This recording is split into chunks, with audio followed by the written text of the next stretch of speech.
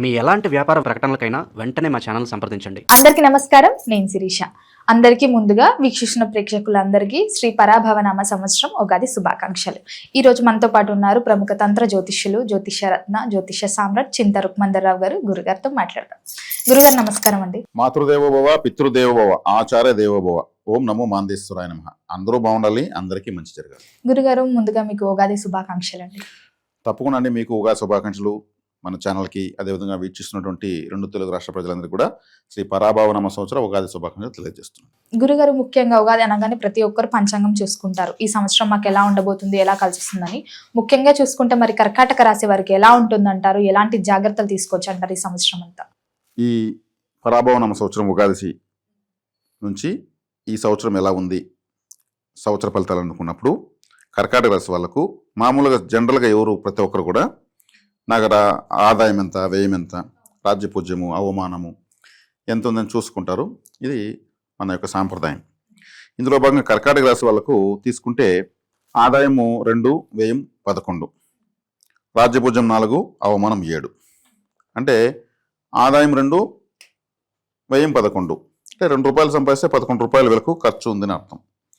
అదేవిధంగా నలుగురు దగ్గర గౌరవం పొందితే 7 మంది దగ్గర వీళ్ళు పరాభవం పొందుతున్నారు. ఈ 4, 7లో ఏమి ఇబ్బంది ఏం లేదు. ఎవరో గౌరవించినంత మాత్రం మనకేం వచ్చింది ఏం లేదు, గౌరవించకపోతే పోయింది లేదు. ఇక్కడ 2, 11 అంటే ₹2 సంపాదిస్తే ₹11 ఖర్చు ఉంది అని అర్థం అనమాట. ఎందుకంటే ప్రథమార్థంలో గురువు వీళ్ళకు అంటే జూన్ వరకు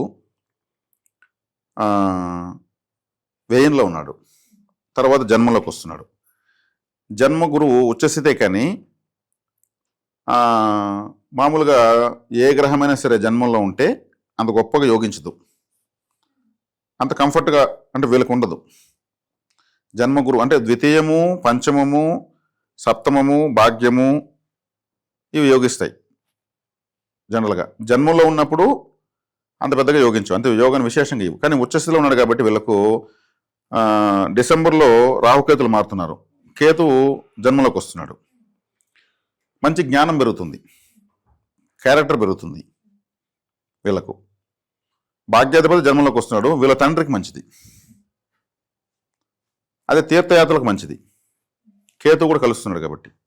తీర్థయాత్రలు అంటే హిమాలయాలు లేదా ఇంకేదైనా తీర్థయాత్రలు ఇట్లా చేసేదానికి మంచిది. కానీ 6వ ఇంటి వాడు జన్మలోకి వస్తున్నాడు కాబట్టి ఏదైనా కొత్త వ్యాపారము, కొత్త ఉద్యోగం లాంటివి దొరుకుతాయి. ఇలా చేసుకుంటూ వెళ్ళగా కమింగ్ డేస్లో మంచి స్థాయికి వెళ్తారు. అష్టమాధిపతి అయినటువంటి శనేశ్వరుడు భాగ్యంలో ఉన్నాడు. శనేశ్వరుడిని మళ్ళీ గురువు చూస్తాడు, తండ్రికి మంచిది ఇక్కడ చెప్పాలంటే. ఎందుకంటే భాగ్యస్థానాన్ని ఉచ్చస్థితుడై గురువు చూస్తాడు కాబట్టి. అంటే ఏ స్థానాన్ని గురువు చూస్తాడో ఆ స్థానాన్ని బలం పెరుగుతుంది. ఇక్కడ వచ్చేక్కడికి ఇక్కడ రాసించి 5వ స్థానాన్ని గురువు చూస్తాడు. ఇక్కడ వీళ్ళ నిర్ణయాల కన్నా వీళ్ళకు వేరే వాళ్ళ తోడ్పాటు వల్ల బాగుంటుంది. అంటే ఇప్పుడు 5వ స్థానము అంటే సంతాన స్థానము, 5వ స్థానం అంటే పూర్వజన్మ సుకృతము, 5వ స్థానం అంటే కులదేవత. కాబట్టి కులదేవత అనుగ్రహము బాగా కలుగుతుంది. ఇప్పుడు ఏదైనా పూర్వజన్మ సుకృతం ఏదైనా వెళ్ళుకుంటే ఇప్పుడు వీళ్ళకి విజిట్ అవుతుంది ఈ టైంలో. అంటే దైవబలం అయితే ఉంటుంది బాగా. అంటే ఇక్కడ ఏంటంటే ఎక్కువగా ఆలయాలకు వెళ్ళాలి, వీళ్ళ ఇష్ట దేవతను లేదా వీళ్ళ కులదేవతను, వీళ్ళ ఆరాధ్య దేవతను, వీళ్ళ గ్రామ దేవతను ఇట్లా వీళ్ళు ఎక్కువగా టచ్ అవుతూ ఉండడం వల్ల వీళ్ళకి మంచి బెనిఫిట్స్ ఉంటాయి. లేదా ఆలయ దర్శనం చేసుకోక దైవ దర్శనం దైవ సేవ చేయకుండా ఉంటే రిజల్ట్ అంతగా ఉండదు. ఇప్పుడు గురువు అంటే ఆలయము. గురువు ఎవరికైనా వక్రించాడు అనుకోండి, వాళ్ళు ఏ గుడికైనా ఫలితం రాదు. నేను అన్ని గుళ్ళు వెళ్తే నాకు ఫలితం రాలేదు, అందరికీ వస్తుంది నాకు రాలేదంటారు. వాళ్ళ గురువు వక్రించి ఉంటాడు, వాళ్ళ డబ్బు నిలవదు, వాళ్ళకి మిస్క్యారీ అవుతుంది పెళ్ళైన తర్వాత, వాళ్లకు బంగారు నిలవదు వాళ్ళ దగ్గర. ఇవన్నీ గురుకారకత్వాలు. ఆ గురువు లగ్నంలో ఉంటే 5, 7, 9 చూస్తారు కాబట్టి ఆ స్థానాలు బలపడతాయి. కాబట్టి 5వ స్థానం అంటే వీళ్ళకు దైవ అదృష్టం, ఇష్టదేవత కూడా అంటారు, మంత్రోపాసన కూడా అంటారు. కాబట్టి ఏదైనా వీళ్ళు దైవ సాధన చేయడము, ఎక్కువగా వీళ్ళకి సంబంధించిన ఆలయాలకు వెళ్ళడం వల్లనే ఫలితం ఉంటుంది. ఇది కంపల్సరీ చేసుకోవాలి.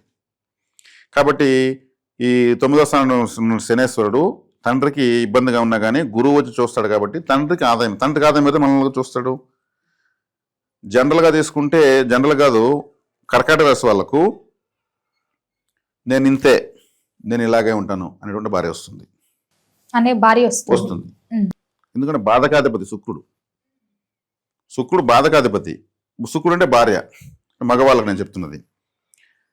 కాబట్టి వీళ్ళు కర్కాట రాశిలో ఉన్న వాళ్ళు ఇప్పుడు 7వ స్థానాన్ని చూస్తాడు కదా గురువు, అంటే వివాహం అవుతుంది. ఇప్పుడు వివాహం సంబంధాలు చూసుకుని సెట్ అవుతుంది.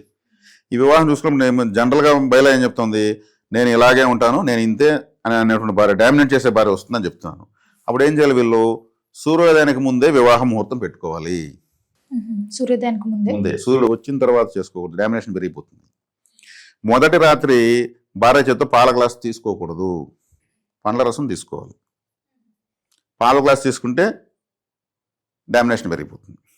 కర్కాటక రాశి వాళ్ళకి మాత్రమే ఈ సూచన. ఎందుకంటే శుక్రుడు లాభస్థానానికి అధిపతి, అక్కడ చంద్రుడు ఉచ్చస్థితే పొందుతాడు. చంద్రుడు అంటే పాలు, పాల పదార్థాలు. కర్కాటక రాశి కూడా చంద్రుడే అధిపతి కాబట్టి శుక్రుడు బాధక అధిపతి అయినాడు. కాబట్టి ఈ సంవత్సరం వీళ్ళకి వివాహం అయ్యేదానికి బాగుంది, ఛాన్స్ బాగుంది. సప్తమాన గురువు చూడడం వల్ల భార్య డామినేషన్ ఉండకూడదు అనుకున్నప్పుడు వీళ్ళు ఆ పని చేయాలి. అదే ఆడవాళ్ళైనా కానీ భర్త డామినేషన్ ఉండకూడదంటే సూర్యోదయం తర్వాత ముహూర్తం పెట్టుకోవాలి అమ్మాయి అయితే. ఎందుకంటే ఈమె డామినేషన్ ఉండాలి కదా రూలు. ఈమె డామినేషన్ ఉండాలన్నప్పుడు సూర్యోదయం, సూర్యుడు బయటకు వచ్చిన గ్రహ రాజు బయటకు వస్తాడు, అప్పుడు అడ్మినిస్ట్రేషన్ అంటే సూర్యుడే.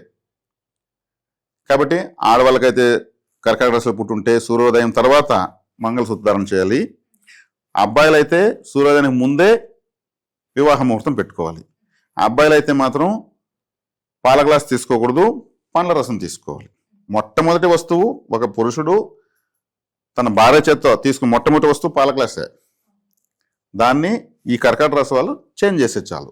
అది పెద్దవాళ్ళు మాట్లాడి మాకు ఆ సాంప్రదాయం లేదు, మా ఇంట్లో మేము ఫ్రూట్ జ్యూసే ఇస్తాము అని మాట్లాడుకుంటే సరిపోతుంది. లేదు మన అబ్బాయి వచ్చే కోడలు కంట్రోల్ ఉండాలని అనుకున్న వాళ్ళు అట్లాగే చేసుకోవచ్చు. అంటే మనం ఆప్షన్స్ ఇచ్చేసాం. కాబట్టి 5వ స్థానాన్ని గురువు చూస్తాడు, సంతానానికి ఇబ్బంది లేదు. 7వ స్థానం చూస్తాడు, వివాహానికి ఇబ్బంది లేదు. 9వ స్థానం చూస్తాడు, అందుకే 9వ స్థానం ఆలయం కాబట్టి తండ్రికి వీళ్ళు ఆలయానికి ఎక్కువ వెళ్ళడం వల్ల ఇంకా మంచి ఫలితాలు ఉంటాయి. ఇది చెయ్యకపోతే గురువు రిజల్ట్ ఇవ్వడు. ముఖ్యంగా గురుగారు మరి మొదటి 6 నెలలు ఎలా ఉంటుందంటారు కర్కాటక రాశి వారికి? మొదటి 6 నెలలు వీళ్ళకి మధ్యస్థంగానే ఉంటుంది.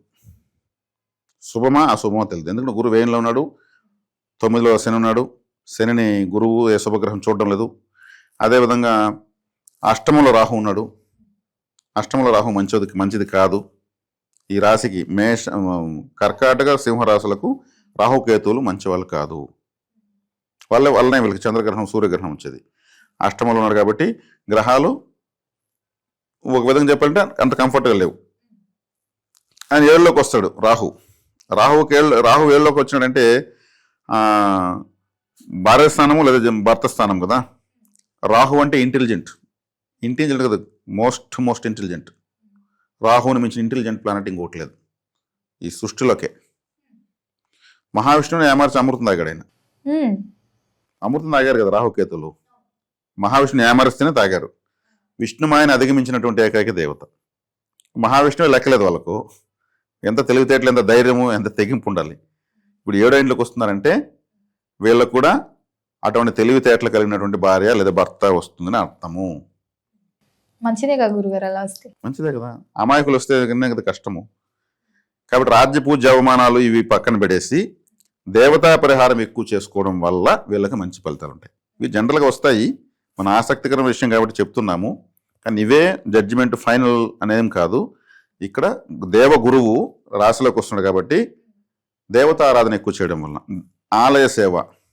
ఇప్పుడు సప్తమ స్థానం చూస్తున్నాడు కదా, దైవ కళ్యాణ సేవ. ఎందుకంటే వివాహ విషయంలో వీళ్ళకి ట్రబుల్ ఉందని చెప్పాను. సప్తమ స్థానం అంటే 7వ స్థానం. 7వ స్థానం జీవిత భాగస్వామి. ఈ వివాహ విషయంలో వీళ్ళకి ఆడవాళ్ళు అయితే భర్తతో, మగవాళ్ళు అయితే భార్యతో సమస్య ఉంటుందని చెప్పాను నేను ఇంతే అని రూల్స్ మాట్లాడే వాళ్ళు వస్తారని చెప్పాను. కాబట్టి వీళ్ళు ఏం చేయాలి, దేవగురువు రాశిలోకి వచ్చాడు కాబట్టి, వస్తున్నాడు కాబట్టి ద్వితీయార్థంలో, ప్రథమార్థంలో కూడా వ్యయంలో ఉన్నాడు కాబట్టి దైవ కళ్యాణ సేవ చేయాలి. దైవ కళ్యాణ సేవ ఎలా చేయాలి? ఎక్కడ సీతారాములకు పార్వతీ పరమేశ్వరుల కళ్యాణము ఆలయాల్లో జరుగుతుంటాయి. అక్కడ వీళ్ళకి తెలిస్తే వెళ్ళిపోవాలి, ఎవరు పిలవాల్సిన పని లేదు. అక్కడికి వెళ్ళి ఏదో కుర్చీలు వేయడము, భోజనాలు వడ్డించడము, లేదా ఏదో ఒక పని చేయాలి. కుదిరితే మన వల్ల అయితే కొంత డబ్బులు కూడా ఇచ్చి చదివింపులు ఇస్తారు, అక్కడ ఇవ్వడము. ఇంకేదైనా ఆడ సేవ చేయడము, ఊడ్చడము, ఇట్లా దీన్ని దైవ కళ్యాణ సేవ అంటారు. దైవ కళ్యాణ సేవ చేయడం వల్ల వీళ్లకు వివాహ జీవితం చాలా ఇంపార్టెంట్. కర్కాటక రాశి వాళ్ళకు చాలా చాలా ఇంపార్టెంట్. దీనికి మనకు పురాణాల్లో ప్రత్యక్షమైనటువంటి ఉదాహరణ యథార్థంగా జరిగింది సీతారాములే. శ్రీరాముల వారు కర్కాటక రాశి. సీతాదేవి దూరమైందా? కొడుకులు దూరమయ్యారా? రాజ్యం దూరమైందా? అన్నదమ్ములు దూరమయ్యారా? ఆయనకు అన్నీ దూరమైనవి. కానీ ఆయన అన్నిటిని దూరమైనా కానీ తను లోక కళ్యాణార్థం అన్ని భరిస్తూ వెళ్ళాడు. కాబట్టి కర్కాటక రాశి వాళ్ళకు జీవిత భాగస్వామితో ఖచ్చితంగా సమస్య ఉంటుంది. చాలా సున్నితత్వమైన రాసేది. వీళ్ళకి ఎక్కువ డౌట్లు వస్తూనే ఉంటాయి. శ్రీరాముల వారు కూడా 12,000 డౌట్లు వచ్చాయి. 12,000 అవన్నీ నివృత్తి అయిందే. వశిష్ఠుల వారు నివృత్తి చేశారు. అదే వశిష్ఠ గీత. రాముల వారి సందేహాన్ని నివృత్తి వశిష్ఠ గీత. ఇక్కడ వీళ్ళు డౌట్లు ఎక్కువ వస్తుంటాయి. కంటితో చూడలేదు నమ్మరు. ఇప్పుడు ద్వితీయార్థము ఎలా ఉందో ప్రథమార్థం ఎలా ఉంది, ప్రథమార్థం ఎలా ఉందో ద్వితీయార్థం ఎలా ఉంది. కాబట్టి శుభంగా ఉందంటే శుభంగా లేదు, అశుభంగా ఉందంటే అశుభంగా లేదు, ఇట్లుంది. ముఖ్యంగా మరి విద్యార్థులకు ఎలా ఉంటుందంటారు ఈ సంవత్సరంలో? విద్యార్థులకు ద్వితీయాధిపతి రవిగ్రహము వీళ్ళకు ప్రథమార్థంలో సింహరాశి వరకు ప్రయాణిస్తాడు. ప్రథమార్థం బాగానే ఉంది. ఇంకా ద్వితీయార్థంలో తీసుకుంటే అష్టమ రాశి అయినటువంటి కుంభంలోకి వచ్చినప్పుడు, అదేవిధంగా మిథున రాశిలోకి వచ్చినప్పుడు, అంటే ప్రాథమిక విద్య అంటే చిన్నపిల్లలకు సంబంధించినప్పుడు కొంచెం ఆ వ్యయంలోకి వచ్చినప్పుడు, అష్టమంలోకి వచ్చినప్పుడు విద్యాస్థానాధిపతి కాస్త వీళ్ళు ఆ టైంలో జరిగే ఎగ్జామ్స్లో మార్కులు తగ్గడము, బాగా చదువుతున్న టక్మనికి ఏమి తగ్గిపోయింది అంటూ ఉంటారు. ఆ విద్యాస్థానాధిపతి అష్టమ స్థానానికో, వ్యయ స్థానానికో, 6వ ఇంట్లోకో 3వ ఇంట్లోకి వస్తాడు. ఆ సందర్భాలతో మీద ఉన్న సందర్భాలతో బాగానే ఉంది, షార్ప్గానే ఉంటారు. మరి ఆరోగ్యపరంగా ఎలా ఉంటుందంటారు? ఆరోగ్యపరంగా తీసుకుంటే జన్మంలో గురువు ఉంటే మామూలుగా నేను ఈ గ్యాస్ట్రిక్ ప్రాబ్లము, జీర్ణాశయానికి సంబంధించి, ఇటువంటి బ్రీతింగ్ సంబంధించి, లివర్కి సంబంధించి, పెద్దవాళ్ళైతే లివర్ మన శరీరంలో అత్యంత పెద్ద ఆర్గన్ లివరే, అది గురువే. ఇటువంటి ప్రాబ్లమ్స్ పెద్దవాళ్ళకు ఉండే అవకాశం ఉంటుంది. దానికి సంబంధించి ఈ అల్లోపతి పైన ఎక్కువ ఆధారపడకూడదు. అత్యవసర వైద్యానికి అల్లోపతి, దీర్ఘకాలిక వ్యాధులకు ఆయుర్వేదం, మొండి వ్యాధులకు సిద్ధ వైద్యం, అదేవిధంగా సమకాలీన వ్యాధులు అంటే మరి మొండి కాదు జగమొండి కాదు అనుకునేవాడికి హోమియోపతి, అసలు ఉందో లేదో తెలియని వాళ్ళకు యునాని, ఇట్లా చెప్తారు. కాబట్టి అల్లోపతి పైన ఎక్కువ ఆధారపడకుండా లివర్ని కాపాడుకోవాలి. లివర్ అంటే గురువు జన్మలో ఉన్నాడు కాబట్టి ఈ గ్యాస్ట్రిక్ ప్రాబ్లం లాంటివి వచ్చే అవకాశం ఉంటుంది. గురుగారు, ముఖ్యంగా మరి ఆరోగ్యపరంగా ఎలా ఉంటుందో చెప్పారు కదా, ఆర్థిక పరంగా ఎలా ఉంటుందంటారు ఈ సంవత్సరంలో? ఆర్థికంగా కూడా వీళ్ళు కొంచెం తగు మాత్రంగా పోవడం బెటరు. విపరీతమైన పెట్టుబడులు పెట్టకుండా ఆలోచించి నిర్ణయం తీసుకోవడం బెటరు. ఈ కర్కాటక రాశి అంటేనే స్థిరత్వం లేని రాశి. ఎక్కువగా వీళ్ళు చంద్రుడు కాబట్టి ఈ రాశ్యాధిపతి ఎక్కువగా మారిపోతూ ఉంటాడు, వేగంగా తరిగిపోతాడు, పెరిగిపోతాడు. అందుకే వీళ్ళకి స్థిరత్వం ఉండదు. కాబట్టి వీళ్ళు ఆచితూచి నిర్ణయాలు తీసుకోవడం బెటరు. ప్రస్తుతానికి విశేషమైన గ్రహస్థితి అయితే ఏం కనిపించలేదు. ఏదో ఎన్నో గ్రహాల లాభాలు ఉన్నాయి, ఇంకెన్నో గ్రహాల కోణాలు ఉన్నాయి అనేటువంటిది లేదు. కాబట్టి సాధారణంగా వెళ్తుంది. ఎక్కువగా ఆలయ సందర్శన చేసుకోవడం చాలా బెటర్. కుటుంబ వాతావరణం ఎలా ఉంటుందంటారు? ఇప్పుడు మనకు డబ్బులు పెద్దగా రాలేదన్నప్పుడు ఎలా ఉంటుంది? చిరాకుగా ఉంటుంది. ఈ రాశి వాళ్ళకు కుటుంబము డిస్టర్బ్ అని చెప్పాను కదా, శ్రీరాముడు ఎగ్జాంపుల్ చెప్పాను కదా, ఏదో ఒక అన్కంఫర్ట్ ఎదుర్కొంటూ ఉంటారు. కాబట్టి అష్టమాధిపతి భాగ్యంలో ఉన్నాడు, కానీ భాగ్యాన్ని గురువు చూసిన మూలుకొని బాగుంటుంది. అంటే ద్వితీయార్థంలో అన్నీ సర్దుకుంటాయి. గృహయోగం, వాహన యోగం ఉందంటారా? మరి గృహవాహన యోగాలు తీసుకుంటే కుజుడు కాబట్టి గృహవాహన యోగాలు కూడా సాధారణంగా ఉంటాయి వీళ్ళకు. రియల్ ఎస్టేట్ చేసే వాళ్ళకు, ఏదైనా టూ వీలర్ 4 వీలర్ వ్యాపారాలు చేసే వాళ్ళకు, లేదు కొనుక్కోవాలనుకున్న వాళ్ళకు సాధారణంగా ఉంటుంది. కొంచెం సెకండ్ హ్యాండ్ కొనుక్కోవడం బెటరు, కండిషన్ ఉండే చూసి. కొత్తది కొనుక్కుంటే డబ్బులు కావాలి కదా పెట్టుబడి, అదే సెకండ్ హ్యాండ్ కొనుక్కుంటే తగ్గుతుంది. కండిషన్ ఉండే తీసుకోవాలి. ప్రస్తుతానికి ఏదైనా ధనకారకుడు గురువు అనేటువంటి జన్మలో ఉండడం వల్ల విశేషమైన పెట్టుబడులు దేనిపైన కానీ అవసరం లేదని శాస్త్రం. సొంతంగా బిజినెస్ స్టార్ట్ చేద్దాం అనుకుంటే ఈ కర్కాటక రాశి వారికి ఏ బిజినెస్ బాగుంటుంది అంటారు గురుగారు? కర్కాటక రాశి వాళ్ళకు ఫుడ్ బిజినెస్ బాగుంటుంది.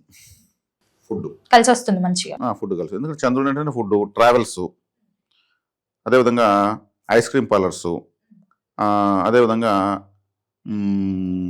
ఐస్ క్రీమ్ అంటే food related mineral water water plant RO system water plants పెట్టడము, చెరువుల వేలము, అంటే అది కూడా వ్యవసాయము, ఫర్టిలైజర్స్, రైస్ బిజినెస్, ఇవన్నీ బాగుంటాయి.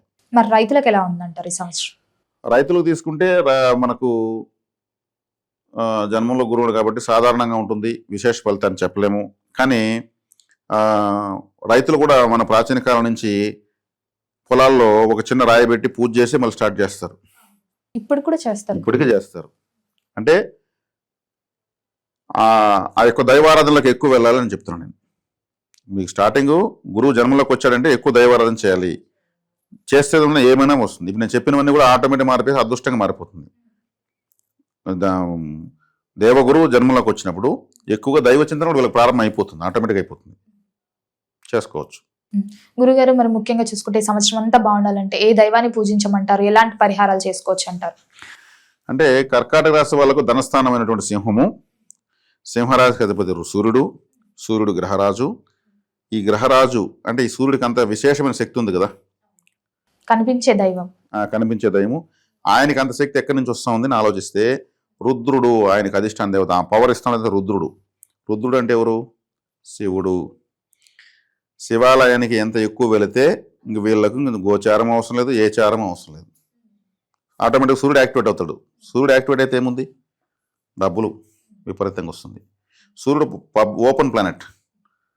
సూర్యుడు ఎవరికైతే బలంగా ఉంటాడో వాళ్ళ కలెక్టర్లు, ఐఏఎస్లు, ఐపీఎస్లు, ప్రధానమంత్రులు, రాజకీయ నాయకులు, సినిమా యాక్టర్లు, వాళ్ళంతా అందరూ ఎక్కువ మంది తెలిసే వాళ్ళని అర్థం. ఎక్కువ మందికి ఒక వ్యక్తి గురించి తెలుస్తా ఉందంటే సూర్యుడు యాక్టివేట్ అవుతాడని అర్థం. సూర్యగ్రహం బాగుంది వాళ్ళకి, బాగుంటుంది అర్థం. ఓపెన్ ప్లానెట్ కాబట్టి వాళ్ళు అంటే తెలియని వాళ్ళు ఎవరు ఉంటారు? ఒక సెలబ్రిటీ కామన్ గా బదులకు రాలేడు, అందరూ కనిపెడేస్తారు, సెక్యూరిటీతో వస్తారు. అంటే సూర్యగ్రహం వీళ్ళకు ధనస్థానం అనమాట.